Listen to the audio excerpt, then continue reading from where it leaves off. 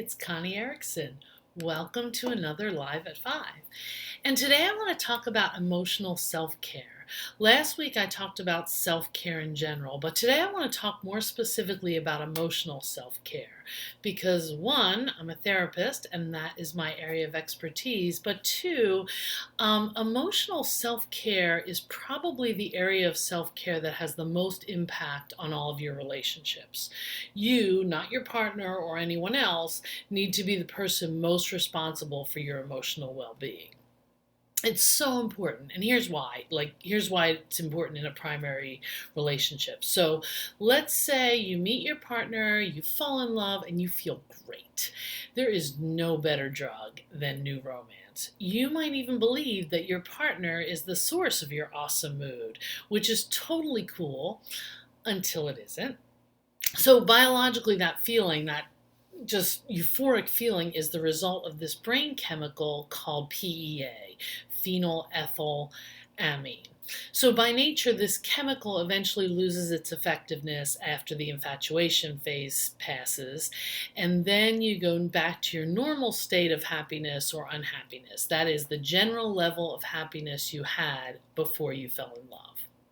So, if you thought that your partner was the source of your great mood, and then you start to not be in great moods, you might start to think that your partner is now the source of your unhappiness. That puts unnecessary strain and impossible expectations on your relationship. So, relationships tend to be so much easier and more satisfying if both partners are emotionally healthy. Emotionally healthy people count on their partners for support, but they don't count on their partners to make them happy. They typically have much more to give to the relationship, and being in the relationship with an emotionally healthy partner is satisfying. Being in a relationship with an emotionally unhealthy partner is draining, even exhausting. So, here are some signs of someone who is emotionally healthy. They like who they are. They're flexible. They're adaptable. They're slow to anger. They rarely fly off the handle. They ask for what they want. They treat others kindly for the most part. They're aware of their own emotions, meaning they can identify what they're feeling and be okay feeling that, even the tough emotions, without trying to avoid them, like without avoiding their emotions by keeping busy or deflecting or using substances. And emotionally healthy people are fairly even keel. Emotionally healthy people rarely have any drama. So, how do you take care of your emotional self? The great news is that there's just so many effective ways. And like anything else, you just start where you're at. So, start by noticing your moods.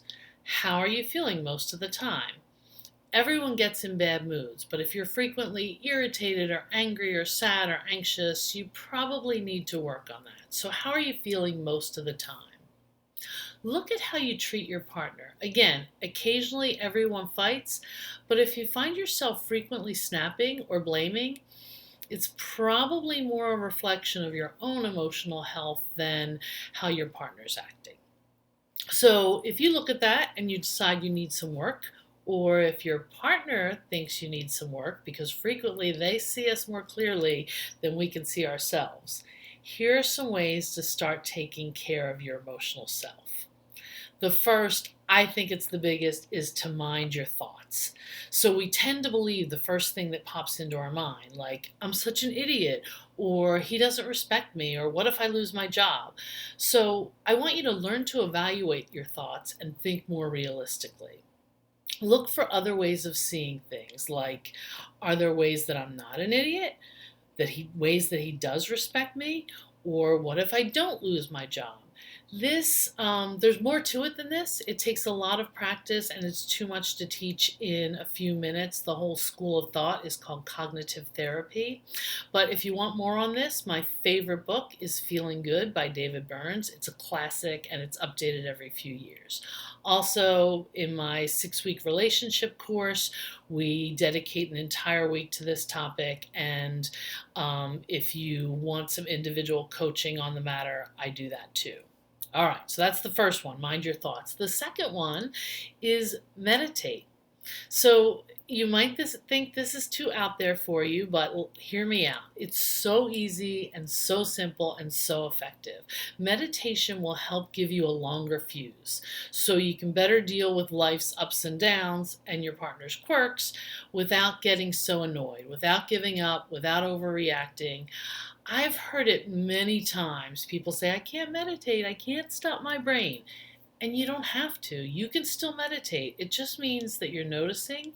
And when your brain wanders, even if it's every 3 seconds, you just kindly, gently bring it back to something that you're focusing on, like your breath or a sound or a physical sensation, and just keep coming back. And voila, you're meditating.